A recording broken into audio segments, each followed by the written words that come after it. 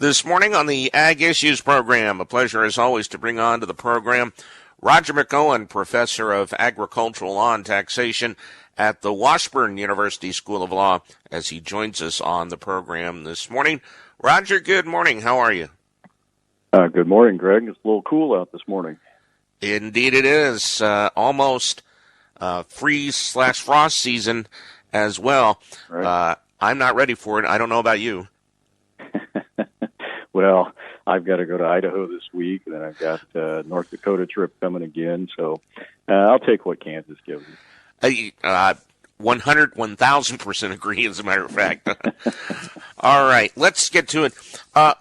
Want to talk about today that you have on some of your latest information that you have is the IRS Constructive Receipt Rule, which in layman's terms, taxing income in a year before the taxpayer actually received it.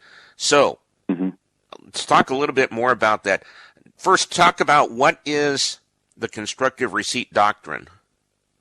Well, it's a doctrine that can really impact cash basis calendar year taxpayers. And what it says is that not only if you're cash basis, which most farmers are, do you take income into account when you actually get it in your hand, you also have to account for income in the tax year that the IRS thinks you constructively received it, whether you actually received it or not. And so it really complicates cash accounting for many farmers and ranchers. And we get lots of cases on this because there's no bright line test for when the concept applies. And unfortunately, it has potentially wide application to a lot of farmers and ranchers, particularly now that we're in harvest season. And what a lot of farmers like to do from a tax standpoint is defer that income into next year. You can do that, but you have to have a properly drafted deferred payment contract. And if you don't do that right, all your grain sales or your livestock sales this fall that you think you're going to have to report into income next year are going to get pulled into income this year, and that could create a problem for you. And I assume that is just one of the potential problems that could come up for a farmer? Yeah, we see it with government price income support payments, and we see it in other areas also with checks written near year-end, not only written near year-end, but on the other hand, if I receive a check, let's say, and this is a typical scenario, I do some work on cash basis, and somebody writes me a check. They write the check December 31. I don't get it until January 2. Well, what do we do in that instance? When is that reported? And often, if I'm on cash basis, I'm not going to report it until the following year, but the person that sent it is going to have it on their books in the previous year. So we might have a discrepancy, particularly if we're talking about wage payments and there's a W-2 that's tracking it, or if there's some type of other information return that tracks that, then it can become disjointed, and you're going to have to explain that to IRS if they were to audit. So these year-end issues can create complex problems. But for our farmers and ranchers, many of those that are listening, the majority of them, they like to defer that income. What I'm saying here is you've got to get those contracts correct, or else you're going to have IRS up in your business, perhaps. And in fact, there have been a couple of recent tax court cases that have settled, one to the tune of involving $58 million worth of deferred grain contracts. That thing settled. The case file was sealed, so I can't tell you exactly what the result of the case was, what the settlement was. But that was that was Illinois' largest farming operation, and IRS went after them. They've selected a couple in Nebraska that I'm aware of. They've looked at some of these contracts across Kansas. A lot of the contracts that have created the problems are with the big grain buyers, and they've had some bad language in those contracts. IRS has been picking on those. So on the deferred payment contracts, is there a particular way or a certain way that those contracts must be worded? Yeah, there is, and it really boils down to whether we're satisfying three major points. The income cannot be credited to the taxpayer's account, and it cannot be set apart for the taxpayer, and it cannot be made available for the taxpayer to draw on it or could be drawn on it if the farmer, for example, gave notice of intent. So all the language in these contracts has to be drafted to carry out those three basic points. So you want a written contract. Don't do this just with an oral understanding. You want a written contract binding on both the buyer and the seller. Don't use a promissory note. That's a mistake. Don't do that. And have it clearly state that under no circumstances is the seller, the farmer as the seller, entitled to get any of the sale proceeds until a specified date. And that date needs to clearly be in a future tax year, the next year. And that's going to depend on the farmer's tax year end, but we want to push it into the next tax year. Make sure you sign the contract before you have the right to receive any of the proceeds, and that's normally going to be before delivery. And you can't assign these contracts, and you can't transfer these contracts for cash or other property. And there are some other things that you can have in there, but those are the basic points. And you can put interest on these contracts. Of course, what you're doing, let's say I sell my grain today, October 14, but I don't want to get paid until January 2, so I don't have my money for 2.5 months. Can I put interest in these contracts to account for the time value of money and not have the value on the contract pulled back to income in 2024? And the answer is yes, I can do that. It has to be a market rate of interest, but that just is compensating me for the time value of money that I didn't have the use of my funds for about 2.5 months. So that's not going to trip constructive receipt. But this is very important stuff, and farmers need to make sure that the contracts that they're signing this fall to defer that income next year are drafted properly to avoid any potential problem with IRS. Well, you talked about the Illinois case earlier, but there was even a more recent Supreme Court decision that basically stated something about constructive receipt. So what did the court say in that case? Well, it did, kind of in a roundabout way, in a dissent written by Justice Thomas, which was joined by Justice Gorsuch. This was the case involving international tax and whether a provision in the Tax Cuts and Jobs Act, which is Section 965, whether you could basically tax income that has not yet been received. And the court said you could. Now, that involved a foreign corporation, and this has nothing to do with deferred payment contracts, but there's something that Justice Thomas said in the dissent that I think is pretty important. But what happened under the Tax Cuts and Jobs Act was a change in the law. Prior to 2018, you could defer taxes on foreign earnings of certain controlled foreign corporations, which was what the corporation at issue in that case was. But under the Tax Cuts and Jobs Act, income that was unrepatriated as of 2017 became currently taxable. So they pulled all that income forward. And the company, which was a company in India that made small tools for farmers, that company didn't pay any dividends to the taxpayers.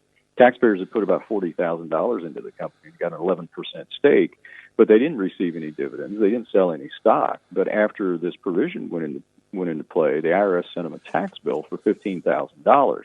They challenged that and said, look, we didn't get anything. We don't have any income for you to tax. It was retained in that corporation. Well, they lost the case. The majority concluded that even though the corporation didn't distribute any income, Congress has the authority to tax an entity's shareholders or partners on that undistributed realized income of that entity. The court said their holding was narrow. It only applied to the to pass-through entities, such as the corporation involved. But Justice Thomas, and as I said, joined by Gorsuch, dissented. And this involves their view of how they're going to construe the 16th Amendment. And they construed it very narrowly. And Thomas, in his dissent, said that income should not be taxed until the money is in the taxpayer's hand, actually in your hand. Now, that would wipe out constructive receipt. We wouldn't have to do these formal deferred payment contracts for farmers, for instance. So Thomas divided the case into two main questions, realization and attribution. And he wrote that income has to be realized to be taxed. But he went on to say that the attribution doctrine, tracing in the case, tracing the corporation's gains back to the taxpayers, he said that was, his words here, unsupported invention. Now, the concept of attribution to me seems very similar to the constructive receipt doctrine. And so I raised the question in my Substack article, is constructive receipt the same thing as an unsupported invention of the IRS? And that really remains to be seen. But the larger point, Greg, is that doesn't apply right now. That's just something we're kind of watching. We got to get these deferred payment grain contracts correct. Roger McEowen, professor of agricultural law and taxation at the Washburn University School of Law, is our guest this morning. Some other issues on as far as legality is concerned, and this is especially if you have a C corporation and retain too much as far as the corporate earnings in the corporation itself. Then let's first, Roger, go over the accumulated earnings tax. Yeah, Greg, this is a pure penalty tax in addition to whatever the C corporation tax would be on, say, a farming operation. Now, what that means is that you can't retain in the corporation too much of the income. Now, what farmers like to do is not pay any dividends. We're just whatever we earn, we just plow it back into the operation, and we use that inside the corporation. But there is a 20% penalty tax that's imposed when a corporation retains earnings over $250,000 that are beyond the reasonable needs of the business instead of paying dividends. And that beyond the reasonable needs of the business is the key here. So you could theoretically retain $1 million, $2 million, whatever amount you want, as long as you can document the reasonable needs of the business to do so. And in fact, there was a dairy operation probably 20, 25 years ago now in Florida. Actually, it was almost 30 years ago. And they retained over $20 million, and the IRS was going to hit them with the penalty tax when it was about twice as much as what it is right now, and pick up about another $8 million of tax. And the dairy operation had really good plans as to why they were retaining that massive amount of income. And they had expansion plans. Of course, the dairy operation, they had a bunch of environmental rules they had to comply with, so they had to retool buildings and so forth. They had legitimate business reasons, and they won that case, and so their additional penalty tax was zero. So my point is, you can retain the earnings, but you better have a well-thought-out, in-writing business plan as to what you're going to do with those earnings, and it has to be for legitimate business reasons. But occasionally we see farming and ranching corporations get caught with that just simply because they haven't appropriately planned. You know, another thing to look at, and of course there's been a lot of discussion on it, is concerning ag data. And of course farmers, they've got several reasons to collect ag data about their farming practices. And one of those, Roger, would be maybe to prove damage to crops if they have to take a case to court. Yeah, that's right. And there was a case out of Indiana recently, Greg, that really points this out. In that case, there was a management of a lake dam that increased by the state Department of Natural Resources that increased the lake level and made the farm field tile in an area ineffective to drain significant rainfalls. Actually, where this case came from was only about 1.5 county over from where I grew up, where my family's place is at. And the result was that the water ponded in the fields and significantly reduced the crop yields. But the question was, in these cases, as it is in all of these cases, can you prove your damages in terms of lost yield and revenue? That's always the tricky part of this. Well, they had harvesting data, and with that data, the court could see exactly where the flooded areas of the fields were and how the flooding specifically affected fields, and that the data showed that flooding and not soil type was the reason for the lower yields in the flooded parts of the fields. And they also used drone photos to confirm that yield data. And so the court looked at this, and the court could see how the pictures of the fields matched the harvest data, and there was comparison data from nearby fields that didn't drain into the lake watershed. And they also used that to show what the yield would have been without the elevated lake level. And so the court awarded the farmer almost $500,000. It was $485,000 in damages for crop loss and the field tile. And it was ag data that helped make the case. And I think that's going to be pretty important as we go forward with cases like this involving farmers and ranchers in the future. So data has its pros and cons, and this was one where it really can help prove damages. Another one I want to discuss, and especially maybe if you want to get into farming full time for the reasons of being able to do that. But obviously you want to start in farming on a full-time basis. It's lack of capital. But you might, possibility that the person might have a substantial asset that they could tap into to create that necessary working capital. Yeah, it's possible, Greg. Let me throw this one out. And this is not likely for younger people, but if it's somebody that's older and has worked not in production agriculture, and now they want to start up a farming operation, maybe they have a 401k. And I raised the question in my blog article that I posted yesterday, can I use my 401k, the funds in there, to start a farming business? And you can, but you're going to need to create a C corporation to establish a 401k plan and then roll over your existing 401k at your old employer into the new 401k. And then the new plan will buy shares in the corporation and become an owner. And so the money you put into the farming corporation will then become the working capital that the corporation can use to buy equipment and plant crops and so forth. So that's the theory. There's no limit on how much stock the 401k can buy. And so that means that, unlike borrowing money from your 401k, which is limited to $50,000, or cashing in the plan and paying taxes and 10% penalty on the funds, you can maximize the amount of capital you put into the farm business. So you can do it. You're going to have an existing 401k. That's kind of the catch. And then don't abuse it. The IRS has noted there have been some problems with these transactions. Don't set up your corporation, for example, and do this simply to buy a motorhome. That's not going to work. If you get audited on that, you're going to lose. But if you use the cash to create a farming entity and you're going to be actively farming, there shouldn't be any issue with using your 401k to fund it. Roger, before we go, I do want to mention as well that Kansas State University, the Department of Ag Economics, they're going to have their 75th annual Kansas Income Tax Institute, the K-State Tax Schools. They're going to take place here at several places throughout the rest of 2024. Yeah, Greg, I started doing these in 1993. This will be my 32nd year of doing these, and these are coming up after I go to Idaho and into Texas and then come back and do 2 more seminars. Then we're going to start these on October 30th, and we start with an online one. These are 2 days each, and then we're going to go to Garden City. The online is October 30 and 31. Then we go to Garden City for November 4 and 5, and then Hayes on the 6th and 7th. Then over to Lawrence on the 13th and 14th, and then out to Salina on November 25 and 26. We take a break for a couple of weeks from these simply because I go to North Dakota and Iowa and other places to teach, and up to in Nebraska.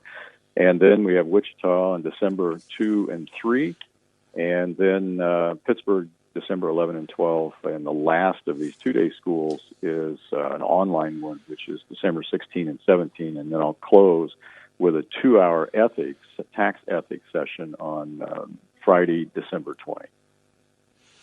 And they can go to the agmanager.info website that Kansas State has to get more information? That's correct, yes. And if they want more information on some of the topics of discussion that we had this morning, they can go to your blog as well? For the last 3 topics that we talked about, they're on my blog. The deferred payment contract, the one with all the details and citations and footnotes, all that technical stuff is on my Substack, and that's McEowen Ag Law and Tax.substack.com. All right, sounds good. Roger, as always, I very much appreciate it. Thank you very much. Thank you, Greg. That is Roger McEowen, Professor of Agricultural Law and Taxation at the Washburn University School of Law, as he joins us this morning on the Ag Issues program here on 580 WIBW.